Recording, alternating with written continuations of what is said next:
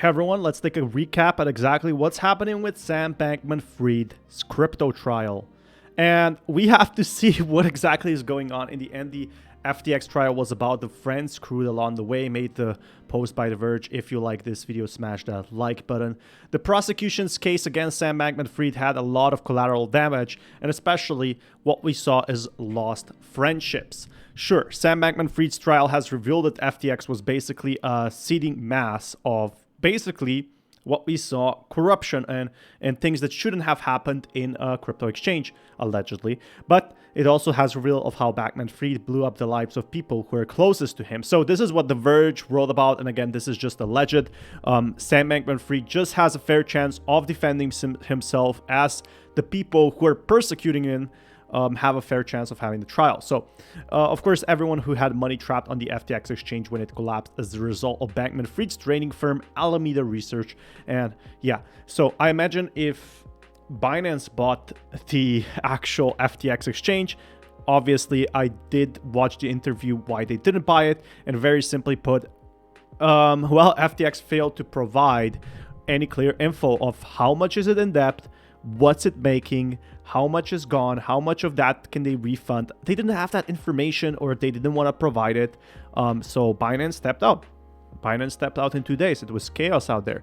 But what exactly is happening with this trial? And in my honest opinion, guys, if you want to hear more on this channel, what exactly is going on with crypto, with FTX, smash that like button and also subscribe, because I will keep you guys updated. But it does seem like, in how the media reports, in how it's happening in the court live, sadly it's not lively broadcasted, but what's happening right now is Sam Bankman-Fried is under a lot of pressure. The prosecutors made a very fair point, and when it was chance for Sam Bankman-Fried's chance to defend himself, well, it didn't go as well as people thought. And obviously this is not that bad. I heard Martin Shkreli say that he does have a small chance, that he does have a sleeve or a card up his sleeve. I'm not exactly too sure what that is going to be, but it definitely is a big difference. Everyone who had money trapped on the FTX exchange basically collapsed. So everyone who loved Bankman-Fried most of the world is now caught up in the case. So Gary Wang, all his friends are basically caught up. And it's definitely a very, very sad story, because everyone lost here. The investors lost money. The people who, put their trust, lost trust in crypto. The government is going to regulate crypto. So this is actually a game-changing thing that's happening for crypto right now. It's a game-changing scenario I'm seeing right now. Everyone, like even Sam Bankman-Fried, you might think he profited. He absolutely did not. He has to stand trial. There is one person, or well, one collection of people and big institutions that profited off this big collapse. And first off, that is most likely those who got their liquidations. Those who picked up the liquidations of Alameda Research. Alameda Research is also bankrupt, so they don't have any money to return. The people who basically shorted and said crypto is going to crash, well, those people probably raked in billions, not millions. But these aren't the people that we should put blame on, but these are the people that took, well, advantage, or took the incentive for this situation on what exactly is going on, and made huge profit. They made huge profit. But right now, FTX actually bankruptcy case is looking pretty well. I have to say it's looking pretty well. I'll keep you guys updated on that on another video. So that's why also the market recovered a bit. But during Jedidiah's testimony, we were shown a photograph in court, President Bill Clinton and the former Prime Minister. Anyway, I'm not getting too much into politics, but Bankman-Fried was giving, or the FTX Foundation, not exactly Bankman-Fried, was giving a lot of donations, a lot of spending, a lot of lucrative spending, and some of this is justified. Some of this cost them $1 million, for example, to redecorate a room. So some of this was justified. So for example, employee meals, things like that.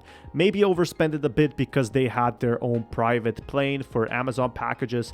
I think they could cut some cost. That's just my opinion. And I do think that what is happening right now is going to be a key moment in crypto.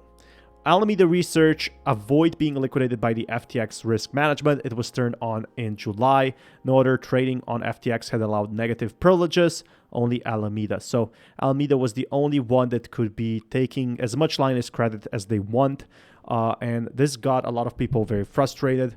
Wang's testimony suggests that the fraud at FTX started very early, since the same day that Allow Negative. So Allow Negative was basically a hidden code that allowed Alameda to be connected with FTX, withdrawing as much as money as they want. And I think they were like intertwined as well, which created a huge confusion.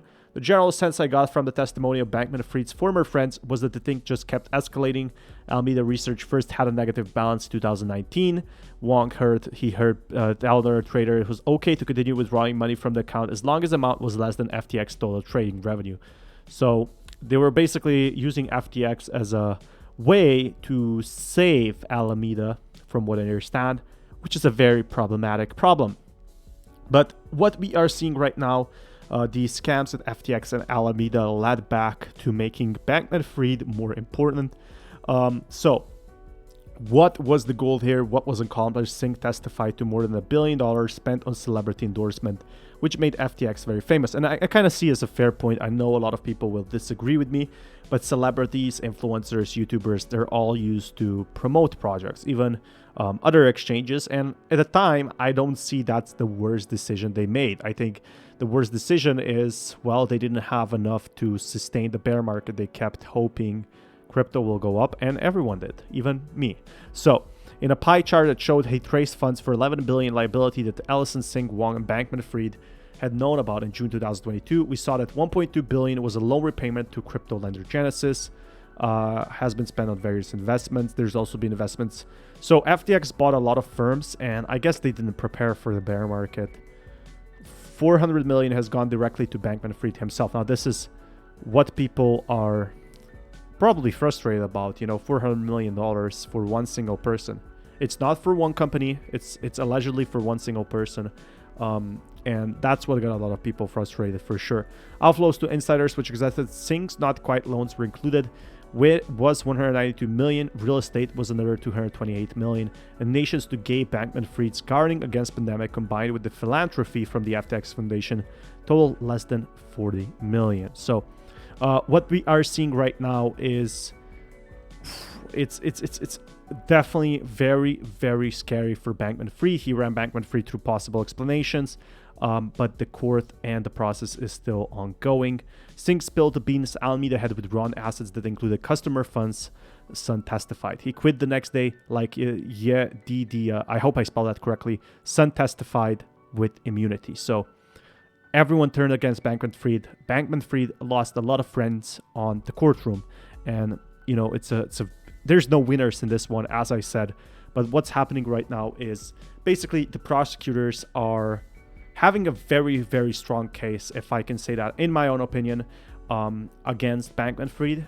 Like, they set some very strong points, and now it's time for Bankman-Fried to defend himself. But what everyone is saying is that Alameda and FTX were aligned, which we knew a year ago, but now we are getting more info on this. What exactly happened? Seems like a lot of people are getting tons and tons of money into that, from FTX to Sam Bankman-Fried. So that's the big difference that we are seeing right now.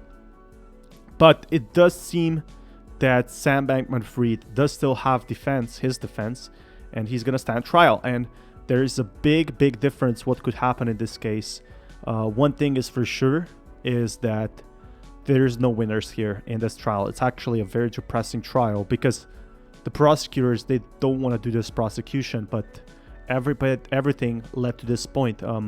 Bankman-Fried has possibly, at least he states, he has no money. He probably spent a ton on lawyers, so the lawyers are the ones that are profiting a lot.